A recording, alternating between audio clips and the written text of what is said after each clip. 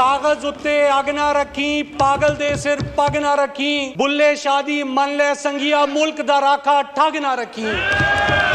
मैं इस ऐवान के तवज्जुद से प्रेसिडेंट साहब से पूछना चाहता हूं कि कौन से मुल्क का आईन और कानून इस बात की इजाजत देता है कि आप अवामी मैंडेट की तौहीन करें। 80-80 हजार की लीड से शिकस्त खाने के बाद फॉर्म 47 में रद्दो बदल करके इस ऐवान का हिस्सा बने। ए काश उनकी तकरीर अल्फाज का गोरख धंधा ना होती, ए काश उनकी तकरीर में सिर्फ अल्फाजी ना होती। सूल बेचकर मसनद खरीदने वालों, निगाहे अहले वफा में बहुत हकीर हो तुम। वतन का पास तुम्हें है ना हो सकेगा कभी कि अपनी हिर्स के बंदे हो, बेजमीर हो तुम। इमरान खान साहब इस वक्त पाकिस्तान के सबसे मकबूल लीडर हैं। सबसे पहले मैं अल्लाह ताला की ज़ात का शुक्रगुजार हूँ, उसके बाद मैं अपने कायद इमरान खान साहब का और उसके बाद अपने हल्के की अवाम खसूसी तौर पे चक झुमरा और खुड़ियावाला के बासियों का शुक्रगुजार हूँ कि उन्होंने अपनी तर्जुमानी का हक दे के मुझे इस ऐवान में भेजा।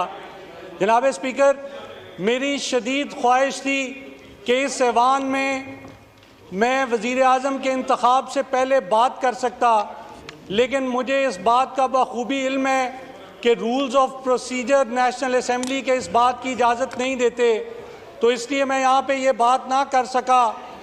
मैं इस ऐवान से ये इस्तदा करना चाहता था कि जब आप वज़ीर आज़म के इंतखाब के लिए वोट दें तो क्योंकि वोट एक भारी ज़िम्मेदारी है, तो आप लोग अपने ज़मीर की आवाज़ पे लब्बैक कहते हुए वोट दें। आप लोग बाबा बुल्ले शाह साहब की नसीहत पे अमल करते हुए वोट दें। बाबा बुल्ले शाह साहब फरमाते हैं, कागज़ उत्ते अग ना रखी, पागल दे सिर पग ना रखी। कागज उत्ते अग ना रखी, पागल दे सिर पग ना रखी, बुल्ले शादी मन ले संगिया, मुल्क दा राखा ठग ना रखी। बट जनाब speaker, let bygones be bygones.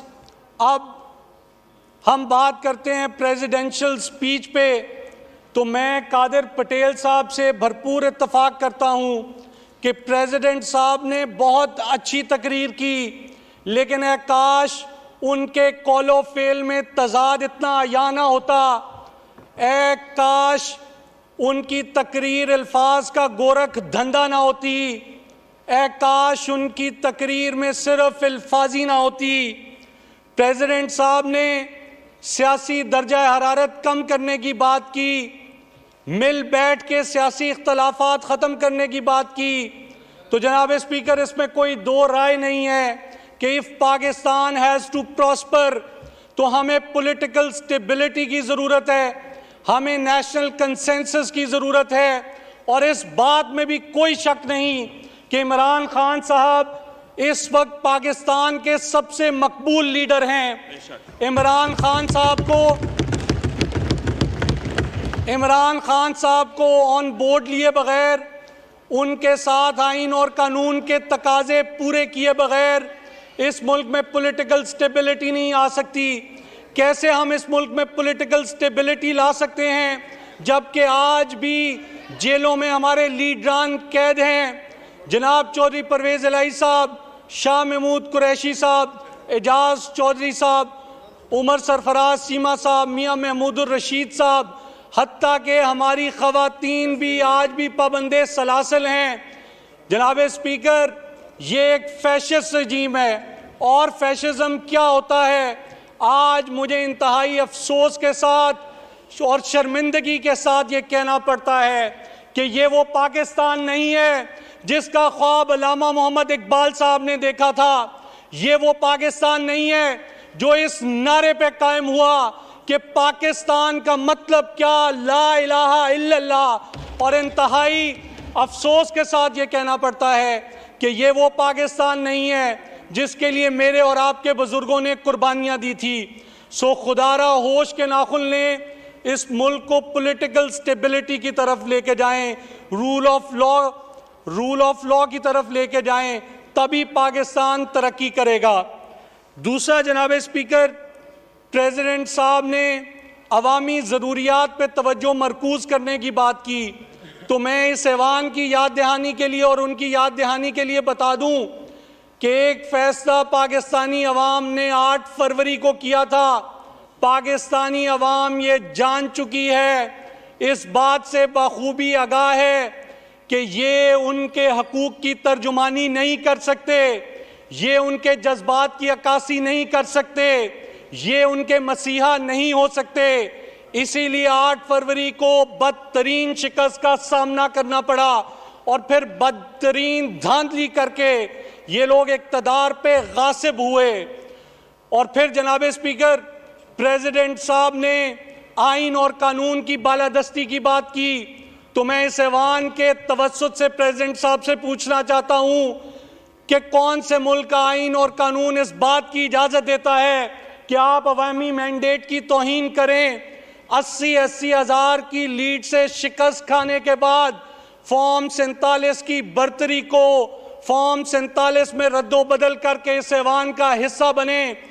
जनाब स्पीकर, ये लोग इक़्तिदार के पुजारी हैं, ये लोग कुर्सी के पुजारी हैं और इन लोगों के लिए हबीब जालिब साहब ने फरमाया, असूल बेचकर मसनद खरीदने वालों, असूल बेचकर मसनद खरीदने वालों, निगाहे अहले वफा में बहुत हकीर हो तुम। वतन का पास, असूल बेचकर मसनद खरीदने वालों, निगाहे अहले वफा में बहुत हकीर हो तुम।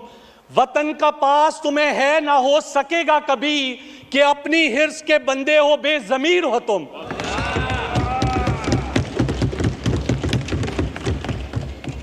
फिर जनाब स्पीकर, प्रेसिडेंट साहब ने एम्प्लॉयमेंट अपॉर्चुनिटीज क्रिएट करने की बात की, नौकरियां देने की बात की और मईशत की बहाली की बात की।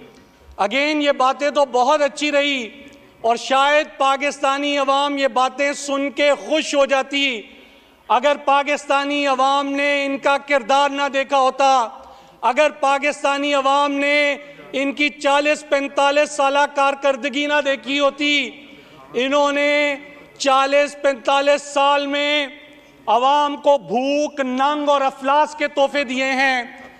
45 सालों में गरीबों का इस्तेहसाल किया, मजदूरों का इस्तेहसाल किया, किसानों का इस्तेहसाल किया और जो 16 माह का ताज़ा तरीन इक़्तिदार है वो पाकिस्तानी तारीख का बदतरीन दौर है। आज़ादी इज़हार राय पे कदगने लगी हुई हैं, चादर और चार दीवारी का तकद्दुस बार बार पामाल हो रहा है।